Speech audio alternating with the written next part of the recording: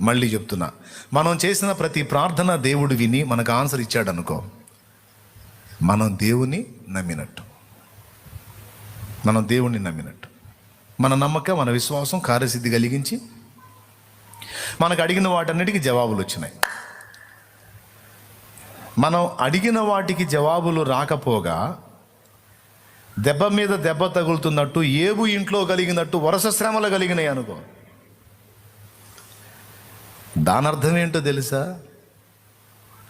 నువ్వు దేవుణ్ణి నమ్మలేదని కాదు, నువ్వు నమ్మావు, అయినా శ్రమలు వస్తున్నాయి, అయినా ఇబ్బందులు వస్తున్నాయి, అయినా దెబ్బ మీద దెబ్బ తగులుతుంది.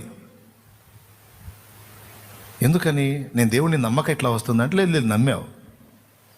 అయితే ఇంకొకటి జరిగింది.